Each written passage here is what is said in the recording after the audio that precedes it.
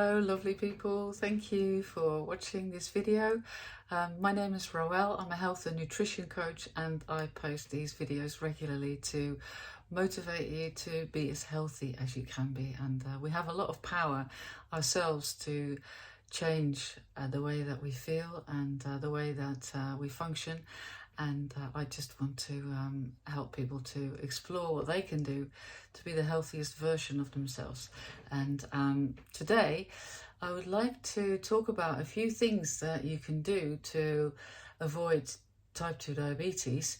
And they may be things that surprise you or that you've never heard of before. So there are some things that you will have heard of, like reducing your intake of sugar and refined carbohydrates and move more and stress less, and all these sort of tips and tricks that are fairly common knowledge. But especially if you have been watching these videos, you will have heard those things before. But there are a few things that I've come across that might surprise you a little bit, and I'm not suggesting that these things are more powerful than doing making the changes in your diet and physical activity and stress management and sleep, of course. But I just thought that they were interesting, and I did check that they were all based on studies, although that doesn't always mean everything, but that they're at least based on some studies, and that they were not harmful as far as I could see. So worthwhile trying, sort of without any obvious risks. And the first one is to drink 4 or more cups of tea each day, which I would have no problem with at all. And this is based on a study that showed that people who drink 4 or more cups a day, that is important, no fewer than 4, have a 17% lower risk of diabetes. So I think that's fair, good number, 17% reduced risk. The researchers said that they actually looked at the results of 19 studies that had looked at the health benefits of tea drinking in 8 countries. And they found that in all, more than 1 million people took part in all these studies. So that's a large number of people. And that those who drank between 1 and 3 cups of tea had a lower diabetes risk of just 4%, which you might think is interesting, but that's actually not that much, considering that there's so many variables at play in studies like this, and so the real benefits wouldn't be significant. But those who consume more, so at least 4 cups a day, 17%, and if they drank even more than that, far more than that, then it could have a real protective effect. So I think that's interesting. And the idea is that it could be the polyphenols in the tea that can help to reduce blood glucose levels. And so I think this is something that we can easily do, that is even a nice thing to do, that can help to avoid type 2 diabetes. The next one is to do with vitamin D, and a lot of people are deficient in vitamin D because a lot of it we get from exposing ourselves to daylight, especially, well, actually only really in the Northern Hemisphere in the months between April and November. But vitamin D is really important. It regulates inflammation, and that is a vital part of healing. And if you suffer from chronic inflammation, then you're far more likely to have to get diseases like cardiovascular disease, but also diabetes and even some cancers. So it's really important that we are not deficient in vitamin D. You can get some from the diet, but it's very difficult to get a lot from the diet. And like I said, sunlight would be the best way to get it. But a lot of us are not exposed enough to it when it's there. And then also many of us will put sun cream on, and that will also prevent our production of the vitamin D. So this is a study done by the University of South Australia, and they say that there is a direct link between low levels of vitamin D and chronic inflammation. And this was based on a profiling of nearly 295,000 participants. They measured the levels of C-reactive protein, which is a marker for inflammation. And so boosting your vitamin D levels can really help to lower your risk of diabetes, but not just diabetes. So fairly easy thing to do. I suggest a supplement, to be honest, and I take a supplement. I use the Better You spray, and that gives you 3,000 international units. So vitamin D is often, the units for vitamin D is often expressed in international units. And the guidelines for vitamin D is actually much lower than that. I think it might even be as low as 400 a day. But it has been shown that amounts up to 4,000 international units a day are safe to take. So I have no problems with taking the Better You at 3,000 a day. And that's something that I think is a good idea, to supplement your diet with that. And by the way, I also learned this week, which sort of makes sense when you think about it, but if you eat mushrooms are a good source of vitamin D, although it is very difficult to get a decent amount of vitamin D from the diet.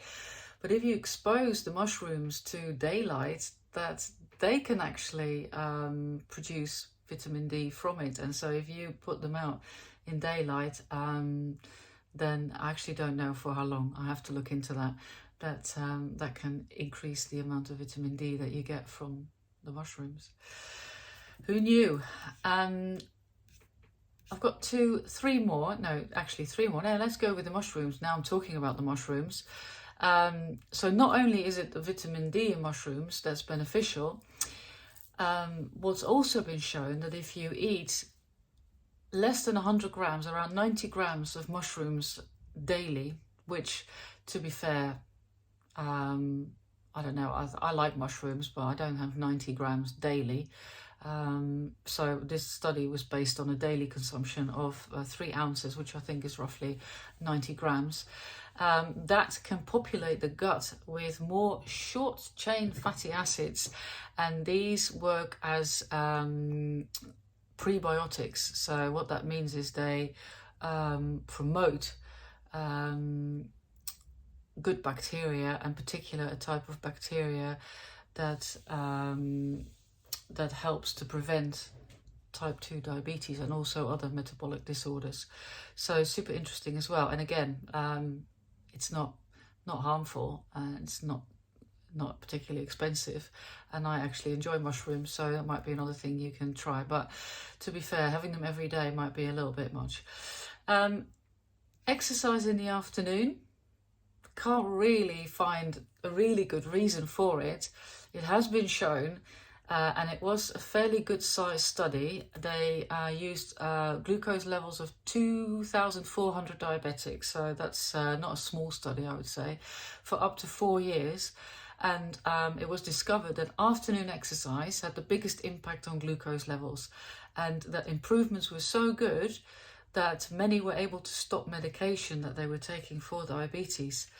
And I think it's to do with the fact that if you exercise in the afternoon, it's most likely to be after a meal. And that is particularly beneficial, as that can really help to reduce what we call postprandial, which just means after a meal, blood sugar spikes. And the body's metabolism also tends to be more efficient in the afternoon. Maybe it needs a bit of revving up.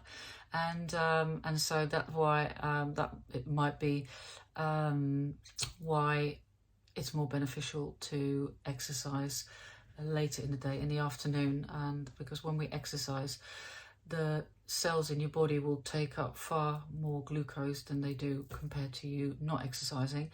But this study shows that that's particularly true if you do it in the afternoon. Who knew? Last one is probably my favorite, because if you watched my videos, then, or if you know me, then you'll know that I love eggs. And this one is an egg a day. Well, I have way more than 1 egg a day, but eating 1 egg a day already has shown to help prevent type 2 diabetes. And so what they found is that eating eggs will help to establish healthy compounds in the blood that are particularly visible in people who don't have type 2 diabetes, and that they also reduce the levels of an amino acid tyrosine, which increases the risk of diabetes. So that is reduced when you eat eggs. And so again, that's not a difficult thing to do, especially not for me, because I probably have at least 4 eggs every day. So I hope you found that useful. Like I said, I wouldn't use this as your main attack, your main plan of attack to avoid type 2 diabetes, but you might want to introduce 1 or 2 of these in your daily life. And talking about introducing things in your daily life, have you set yourself a little goal for this week? I always suggest that you set yourself a weekly goal around your health, but you could do it around other things as well, but my interest is in health.